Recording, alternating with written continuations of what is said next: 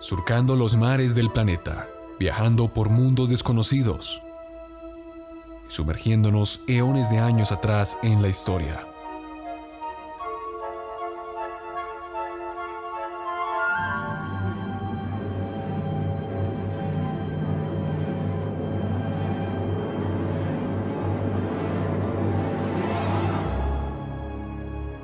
Bienvenido, estás a bordo del Nostromo.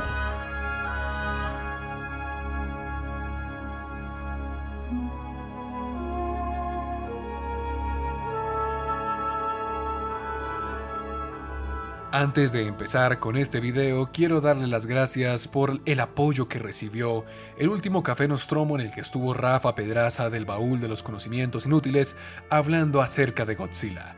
Si no lo has visto, entonces te animo a que lo hagas. Y si te perdiste de una buena charla, te invito a una que tendrá lugar esta misma noche a las 8 de la noche hora colombiana y a las 10 de la noche hora de Argentina, para que junto con el podcast Jueves por la Noche, es decir, Mafe Rojas, podamos hablar de esa historia que nunca nos han contado. Así que ya tienes plan para esta noche. Ya tienes un plan para que te unas con nosotros a bordo del Nostromo en Jueves por la Noche. Saludos tripulantes, bienvenidos a bordo del Nostromo. Yo soy Juan Manuel Correa, periodista y aficionado a la historia que los llevará en un viaje a través del tiempo y el espacio en búsqueda de las historias más interesantes, más curiosas y más intrigantes que la historia de la humanidad nos tiene para ofrecer. Comencemos.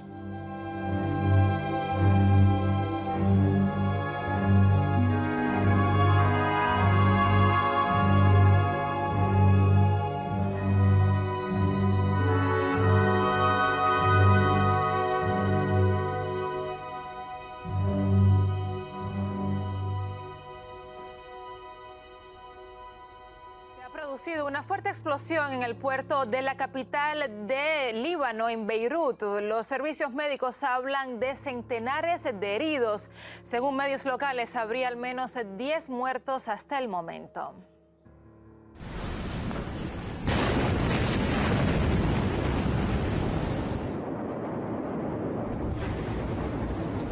En las imágenes se ve cómo la onda expansiva alcanza un gran número de edificios y destruye algunos de ellos. Lo hemos dicho en múltiples ocasiones.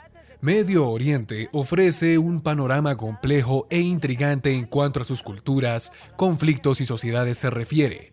Y en estos últimos días hay un país que ha sido foco de todas estas noticias internacionales.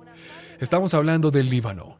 Aquel bello país que se encuentra rodeado entre Siria e Israel y que tiene una costa con el mar Mediterráneo. Y a menos que hayas vivido debajo de una roca durante todas estas semanas, sabrás que el pasado 5 de agosto Beirut, la capital libanesa, sufrió una catástrofe sin igual. Pero hoy no vamos a hablar de esto, sino de lo que sucedió poco después de que se diera este trágico hecho. Si se dieron cuenta y prestaron atención a las noticias de esta semana, luego de la explosión registrada en un almacén en los puertos de Beirut, se levantaron numerosas protestas, unas en contra del actual gabinete de gobierno y otras en contra de la injerencia de Israel en la región, un país al cual muchos le atribuyen lo sucedido. Y es aquí cuando uno se pregunta, ¿por qué Israel sale a bailar en medio de toda esta catástrofe?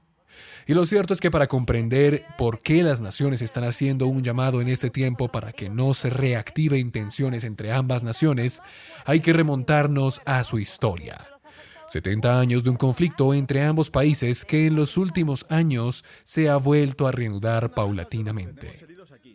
Prepárate, porque el Nostromo hoy visitará las razones por las cuales estas dos naciones han luchado desde su concepción prácticamente, y nos ayudará a entender un poco mejor la dinámica de la región.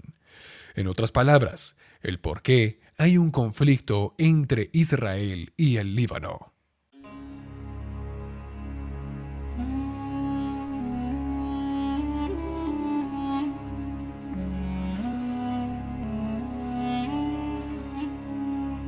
Como he dicho en la introducción, el conflicto entre ambos países es tan antiguo como el nacimiento de estas dos bellas naciones.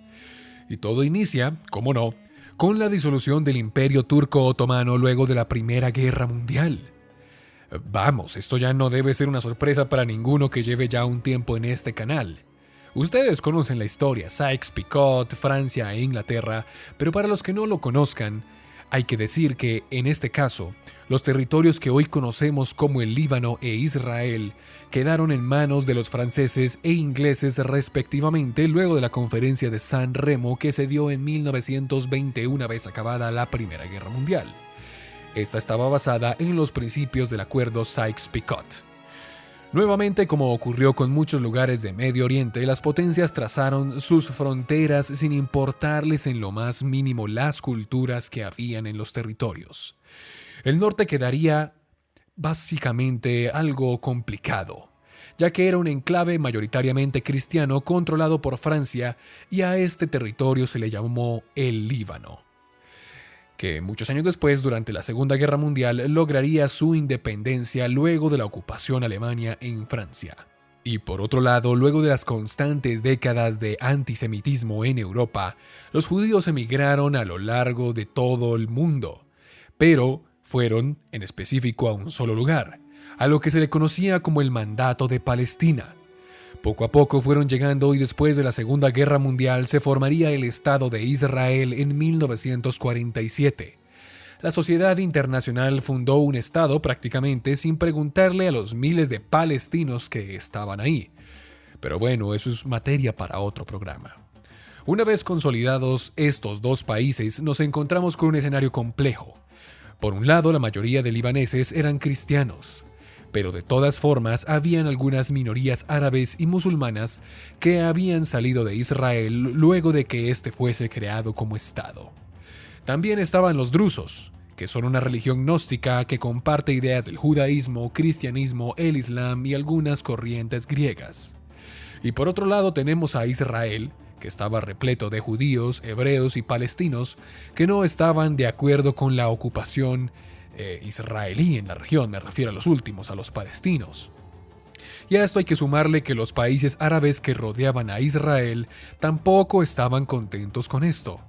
Recordemos que Israel se encuentra en uno de los sitios más importantes para los árabes y el Islam, como lo es la mezquita de la Cúpula Dorada o Al-Aqsa, que es donde supuestamente Mahoma ascendió a los cielos y recibió algún mensaje divino. El caso es que pocos años después, esa Liga Árabe, de la que estamos hablando, coordinaría un ataque conjunto contra Israel en 1948. Y entre esos países se encontraba el Líbano, el cual, aunque pequeño, fue presionado para aportar 1,000 tropas a la causa. Y si conocen la historia sabrán que Israel salió victorioso de esta guerra. En 1949 se declaró un armisticio, y todo quedó en una relativa calma, porque de todas formas durante esta guerra Israel se anexó a algunos territorios. Y lo triste del asunto es que estos territorios que se anexó habían sido prometidos por la comunidad internacional para Palestina. Y poco o nada podían hacer estos pobres palestinos para reclamarlos, porque ni siquiera tenían una nación. Y hablando de ellos, fueron alrededor de 711,000 palestinos los que huyeron de Israel luego del conflicto, y lo hicieron a los países vecinos como Jordania, Siria y en especial el Líbano. Para 1949 había alrededor de 100,000 palestinos en el Líbano, lo cual es un gran porcentaje teniendo en cuenta el tamaño del país. Y eso fue lo que ocasionó varias tensiones mucho después. Vuelvo y digo, ojo con esto acabo de mencionar, porque es aquí cuando se arma el verdadero zafarrancho entre ambos países. Y sería una de las principales causas de la guerra civil libanesa que se vivió en los años 70. Lo que pasó, como ya se imaginarán, es que la mayoría cristiana en el Líbano se empezó a preocupar por la llegada de tanto palestino. Recordemos que todos los libaneses, o la gran mayoría, eran árabes, al igual que los palestinos, pero la diferencia es que estos segundos, los palestinos, eran en su mayoría musulmanes. Los cristianos temían que su dominio político y mayoría demográfica pudiesen correr peligro con la llegada de los musulmanes al país. Entonces empezaron a imponerles restricciones a los refugiados palestinos. No podían trabajar, viajar ni participar de actividades políticas, como lo vimos también en el caso de Cachemira. Y al otro lado de la frontera, en Israel, durante 1964 se creó la Organización para la Liberación de Palestina, o como se le conoce por sus siglas, la OLP, una organización de carácter combativa dentro de Israel que buscaba la restauración de Palestina. Y es así como la OLP buscó militantes en Israel y también lo haría en otras regiones a las cuales los palestinos huyeron luego de la guerra del 48. Y como en el Líbano había una gran mayoría, entonces echaron mano de los refugiados y los armaron. Y de eso nos vamos a dar cuenta el día de hoy, que el Líbano ha sido presa de conflictos que ni siquiera son suyos. Y el conflicto entre Palestina e Israel sería la principal razón por la que el Líbano tiene tantas tensiones con este país de la Estrella de David. A pesar de compartir las continuas tensiones fronterizas por el agua, Líbano rechazó los llamamientos de otros gobiernos árabes para participar en la Guerra de los 6 días de 1967, ya que era militarmente débil y el Líbano no podía permitirse otro conflicto contra Israel. Es decir, el Líbano les dijo a los demás países árabes: no, espere, ustedes ya me la hicieron en el 48, no me la van a volver a hacer porque no tengo cómo responder el ataque de Israel. Sin embargo, a pesar de todo esto, la pérdida de territorio adicional radicalizó a los palestinos que estaban en los campos de refugiados con la esperanza de volver a casa. Es decir, a pesar de que el Líbano no se quiso presentar en la guerra de los 6 días del 67, también salieron perdiendo porque Israel atacó a los palestinos que estaban en su frontera. La afluencia adicional de refugiados convirtió los campos palestinos en todo Medio Oriente, no solamente en el Líbano, pero solamente en los campos de refugiados palestinos, en especial de este país, en centros en los que se empezaron a radicalizar grupos guerrilleros.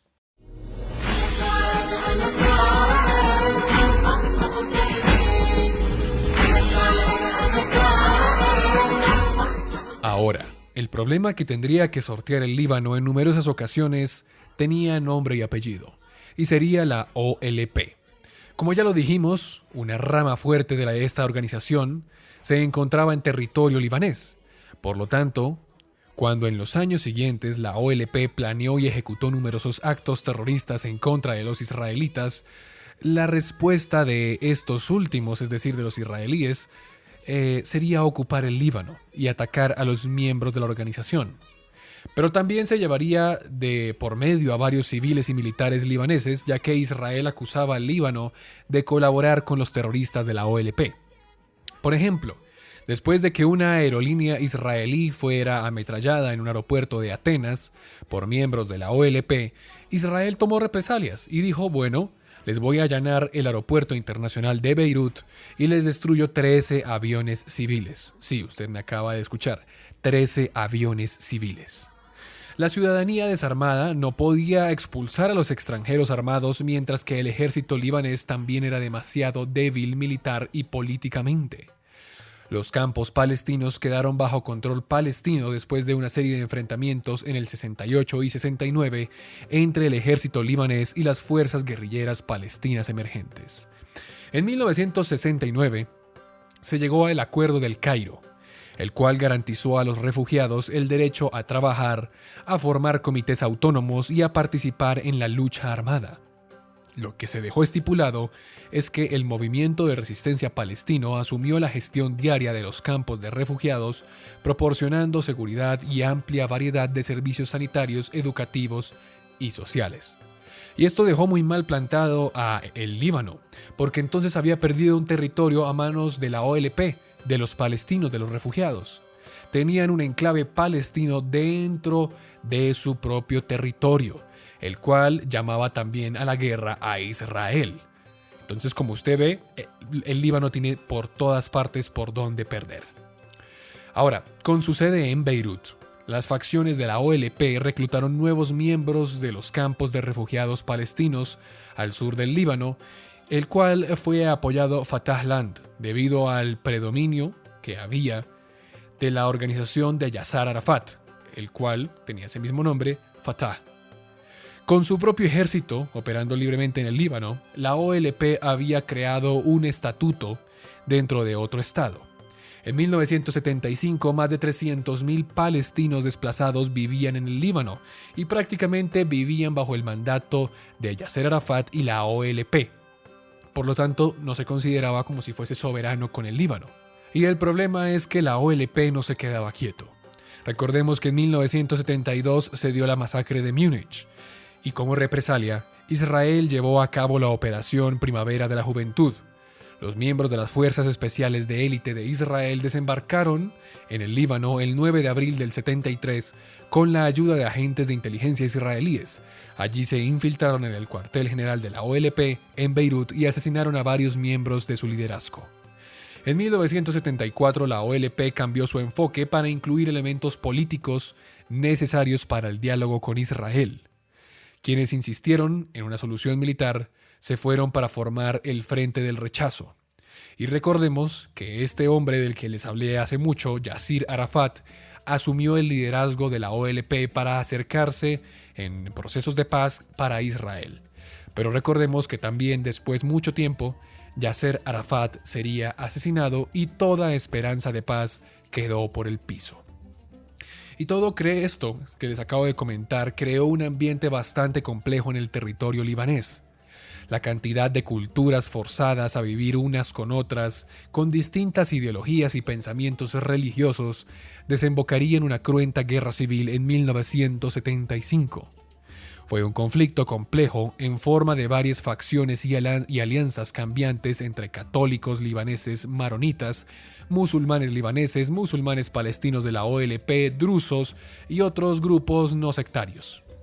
El poder gubernamental había sido asignado en los diferentes grupos religiosos por el Pacto Nacional basado prácticamente en un censo que se hizo en 1932. Dijeron, bueno, ustedes son maronitas, ustedes son musulmanes, ustedes son drusos. No me interesa, el poder no se va a repartir de la misma manera. Y estos cambios demográficos, junto con el aumento de los sentimientos de privación por parte de ciertos grupos étnicos que se consideraban minoría, así como los enfrentamientos entre israelíes y palestinos en el sur del condado, contribuyeron al estallido de lo que se conoció como la Guerra Civil libanesa. Y esto fue un todos contra todos prácticamente. Hasta las grandes potencias intervinieron aquí. Y como no, Israel le haría el apoyo al bando cristiano en contra de los que profesaban el Islam y aquellos que querían instaurar un movimiento panarabista. Y por otro lado, Siria, con los Assad, también aprovechó el desorden para quedarse con una parte del Líbano. Hubo un momento durante la década de los 80 que Israel trató de ayudar al ejército libanés, pero su lucha contra la OLP era mucho más grande. O mejor dicho, contra el brazo que se había quedado todavía en rechazo al proceso de paz que la OLP estaba haciendo en Beirut. Y, por supuesto, en esta encrucijada de Israel en buscar y acabar sistemáticamente con todos los miembros de esos brazos armados de la OLP, en 1982, en medio de una de estas tantas operaciones en Beirut, Israel acabó con la vida de casi 20.000 civiles, una auténtica masacre. Y durante ese año Israel ocupó la ciudad de Beirut, hasta que Estados Unidos tuvo que intervenir para evitar una masacre mucho peor. En 1983 Estados Unidos negoció el Acuerdo del 17 de mayo, un tratado de paz entre Israel y el Líbano, en todo menos en el nombre, por supuesto. El acuerdo pedía una retirada de Israel escalonada durante las próximas 8 a 12 semanas y el establecimiento de una zona de seguridad que sería patrullada por el ejército libanés en el sur del Líbano, pero también estaba condicionada a una retirada siria. Y en agosto de 1983, cuando Israel se retiró en Beirut hacia el río Awali, las facciones libanesas se encontraron con una sorpresa, y es que cuando se retiró Israel, ahí había gente de las distintas milicias chiitas que se habían apoderado de ese territorio. En febrero del 84, unos años después, el ejército libanés se derrumbó y muchas unidades formaron sus propias milicias. Las milicias chiitas y drusas se apoderaron de parte de Beirut a principios de 1984 y ahí consolidaron un poder. La Asamblea Nacional del Líbano, bajo la presión de Siria y las milicias musulmanas, canceló el acuerdo de paz del 17 de mayo y lo hizo trizas prácticamente. El 15 de enero del 85, Israel, en respuesta a esto, adoptó un plan de retirada gradual y finalmente se retiró del territorio libanés. Ya no estaba presente en lo que tuvo durante mucho tiempo bajo el control de Israel en el territorio libanés. Y de aquí en adelante, uno pensaría que la cosa iba a mejorar, pero no.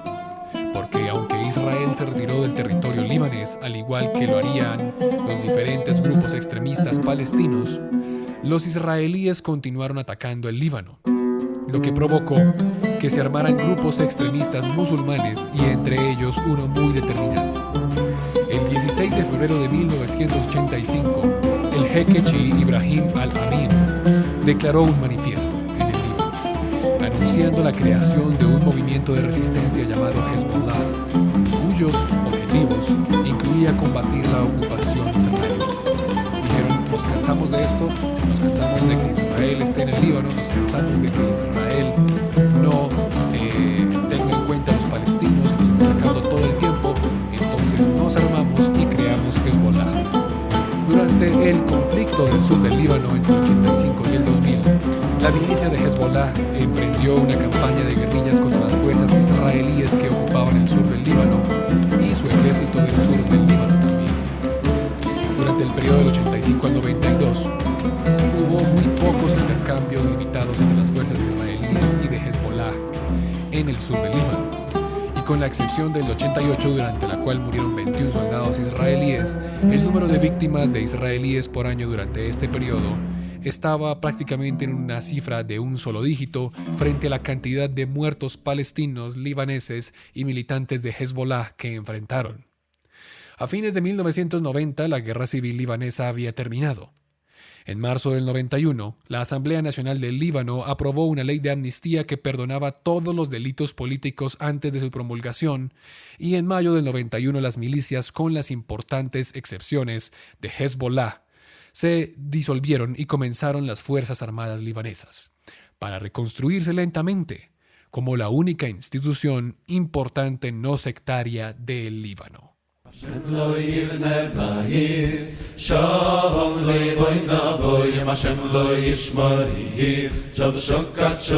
Ahora hay que decir una cosa, y es que el conflicto continúa hasta el día de hoy. Hezbollah empezó a ganar un poder importante de representación parlamentaria y empezó a controlar parte de las Fuerzas Armadas libanesas. Y usted me dirá, Juan Manuel, ¿cómo es eso posible si se supone que en su mayoría en el Líbano los árabes eran cristianos? Hoy en día no. Hoy en día, la mayor cantidad de personas que viven en el Líbano son árabes musulmanes. Y un pequeño sector de ese grupo de musulmanes libaneses son musulmanes libaneses extremistas que simpatizan con las ideas de Hezbollah. Son musulmanes árabes que durante muchos años tuvieron que vivir el conflicto y la ocupación de Israel en Beirut. Por lo tanto, las ideas de Hezbollah y sus elecciones parlamentarias creo que ya no suenan tan descabelladas para la gente. Ahora, Hezbollah es la que le corta la racha victoriosa a Israel y los expulsa del territorio libanés en 2006. Después de estos hechos, en 2008 se declaró un alto al fuego formal entre Líbano e Israel, y hasta el día de hoy se supone que se mantiene.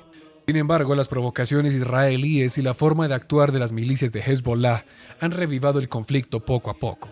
Y es que recordemos que, ante todo y en medio de todo esto, Estados Unidos y las potencias europeas apoyan a Israel, mientras que Hezbollah responde a los intereses de Irán y Siria, países que lo han apoyado sin ningún problema. Y en medio de todo esto está el pobre Líbano, que está cansado de luchar un conflicto que en parte ni siquiera es suyo. Por eso, luego de que sucediera la gran explosión de Beirut hace unos días, los libaneses vuelven a prender las alarmas y salen a las calles en forma de protesta en contra de sus instituciones y la intromisión de Israel en su territorio. Y no solo eso, los libaneses están cansados de tanta división sectaria que durante años ha mantenido al país en una guerra miserable. Y uno podría aquí buscar culpables de lo que sucede, pero este tipo de conflictos se dan en diferentes partes del mundo, incluso en países que son potencia como lo son la India o China. Ya lo vimos en el caso de Cachemira, lo hemos visto con los kurdos. Para finalizar, podría decir que el conflicto tiene sus orígenes en la repartición caprichosa de Europa que hizo en Oriente Medio. Y yo quiero que quede claro una cosa aquí. Ni Israel, ni Palestina, Jordania, Líbano o Siria decidieron su situación y han tenido que pagar el reparto caprichoso de las potencias durante más de 70 años. Todos estos países, incluyendo Israel, fueron apuñalados por la espalda por las promesas que les habían dado luego de que cayera el Imperio Turco Otomano.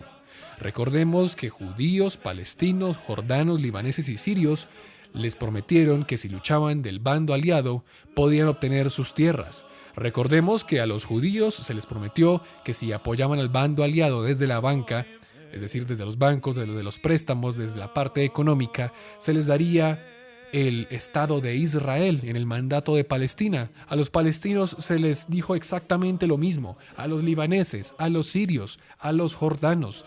Esto no es malos y buenos aquí no hay malos ni buenos, no hay vencedores, no hay perdedores, no es una guerra santa, no es una guerra inspirada en un dios o en varios dioses, no.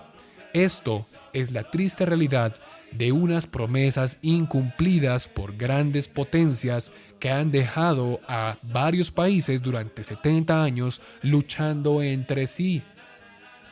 Porque cuando uno limita el conflicto de la península del Sinaí a simples temas, por así decirlo, religiosos, entonces uno podría tender a legitimar un lado u otro. Y aquí hay que entender que en el conflicto entre israelíes y palestinos, junto con todos los otros países involucrados, ha sido un mal que ha pasado a diferentes fronteras.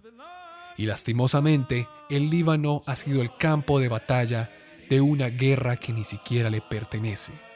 Los libaneses, los sirios, los jordanos, los israelíes y los palestinos están cansados de tanto movimiento sectario, de tanta guerra ajena y de ser los tontos útiles de la región.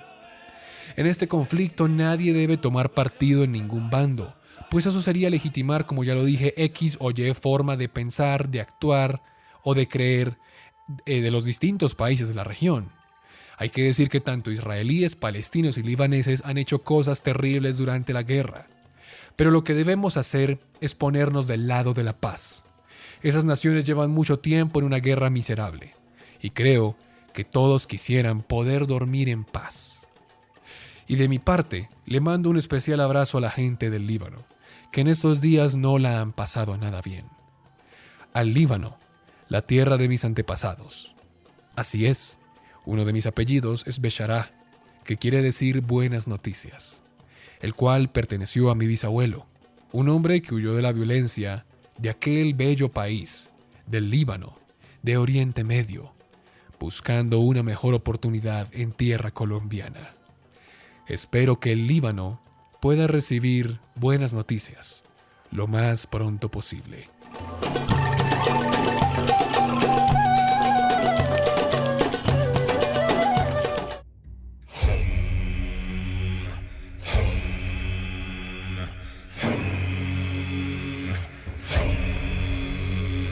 Y así concluimos el episodio del día de hoy de A Bordo del Nostromo. Como siempre, vamos a leer los comentarios que nos dejaron en el último video, en el de la leyenda del Dorado. Daniela Céspedes Cotrino nos dice: gracias por siempre traer temas tan interesantes y variados. ¡Qué buen programa! Jesús Olivas nos dice: los europeos en esa época se volvieron locos cuando se enteraron que había riquezas, específicamente el oro, en el Nuevo Mundo. Por eso no paraban de venir muchos de ellos, específicamente los españoles, siendo ellos los que encontraron el nuevo continente. Países como Inglaterra, Francia, Holanda y Escocia hicieron expediciones en un intento de tener un pedazo del pastel antes que España y que Portugal se comieran todo. El Dorado fue una de las muchas razones por la que aventureros vendían todo lo que tenían para ir al Nuevo Mundo para hacerse ricos. Creo que si España no hubiese encontrado el continente y hubiera sido Inglaterra o Francia, la cosa hubiese sido igual. Pero quién sabe, solo el pensamiento mío, y no sé si los ingleses hubieran masacrado hasta el último indio o hubiera sido más formales e igualmente a los otros países europeos. Por cierto, lo de los charros fue lo del anterior episodio del concierto que pasó en Estados Unidos. Ya me acordé, el concierto de Woodstock. Tito Patrón, me encantan los temas que traes al canal. Ya estoy ansioso por el video con el baúl de los conocimientos inútiles. Son de mis canales favoritos, sigan así. Tito Patrón se refiere a el Café Nostromo que hicimos este pasado domingo sobre Godzilla y el terror nuclear. Si no lo has visto, por favor, te invito a que lo hagas. Ha sido de gran agrado de todos ustedes. La caverna del Coso. Tal vez sea cierto que el dorado no exista, pero en mi opinión sí existe, nada más que los indígenas exageraron con lo que fue el dorado construido y el oro y otras cosas. Tal vez el dorado sea como Teotihuacán, una ciudad de dioses.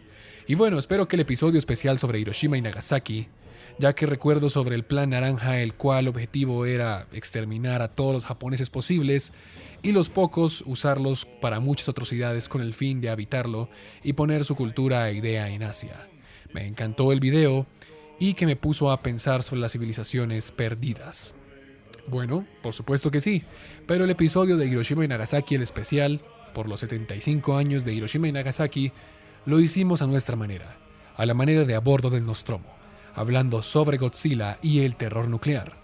Si usted quiere saber qué tiene que ver Godzilla con las bombas de Hiroshima y Nagasaki, vaya a verlo. Lo dejo aquí en las últimas recomendaciones del canal. Miguel Stone nos dice: excelente podcast, lo escucho siempre mientras trabajo. Una buena descripción de lo que vivían los aborígenes, citada por Galeano. Como si fueran monos, levantaban el oro, como que se sentaban en ademán de gusto, como que se les renovaba y se les iluminaba el corazón. Como que cierto es que lo anhelan con gran sed. Se les ensancha el cuerpo por eso. Tienen hambre furiosa de eso. Como unos puercos hambrientos ansían el oro. Una muy buena descripción y muy buena frase de lo que sintieron los aborígenes cuando llegaron los españoles y los diferentes conquistadores. Muchas gracias, Miguel Stone. Artyom 2814 nos dice: cuando dijiste que los conquistadores se esparcieron por el territorio, entonces fue que a causa de una mentira para alejar a los del viejo mundo de sus tierras, lo que hizo fue más bien acortar el tiempo para que los conquistadores se esparcieran más rápido. Buen video, sigue así.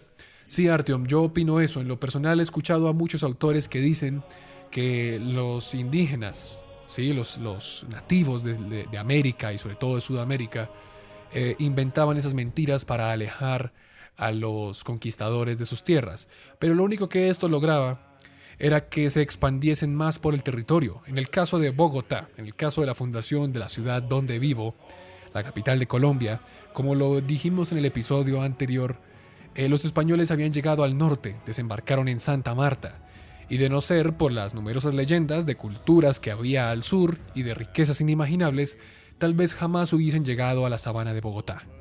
Entonces es una buena digamos que una buena alusión, ¿no? Lo que sucedió con Gonzalo Jiménez de Quesada.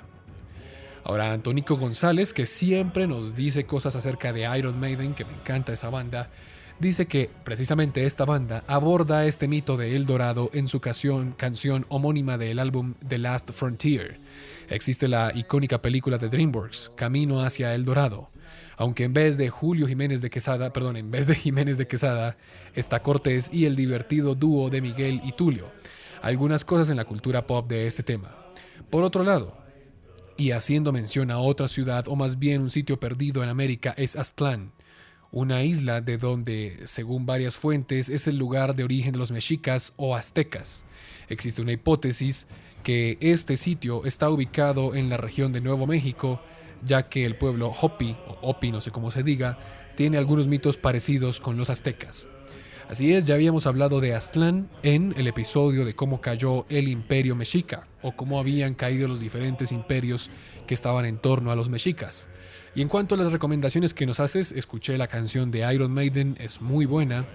Y por otro lado, la película de DreamWorks no me gusta mucho, pero también hace alusión al tema. Ya para terminar, quiero recordarles que hoy a las 8 de la noche, hora de México y hora colombiana, estaré en el canal de mi compañera Mafe Rojas, es decir, jueves por la noche, en un directo. Vamos a hacer una entrevista bastante interesante y vamos a hablar de la historia que nunca nos contaron, a lo que nos dedicamos en este canal. Y me haría mucha ilusión que pudiesen acompañarme en este mágico momento. Por otro lado, quiero decirles que pueden suscribirse a nuestro canal si no lo han hecho, darle a la campanita y también seguirnos en redes sociales. Aparecimos en Instagram como @nostromocast y en Facebook como A Bordo del Nostromo. Tenemos un servidor de Discord. Si aún no te has unido a nuestra conversación, por favor hazlo. El link está en la descripción. Por ahora yo me despido y nos vemos en una próxima oportunidad, aquí, a bordo del Nostromo. The valiant souls of Hammer Deep shall echo in eternity.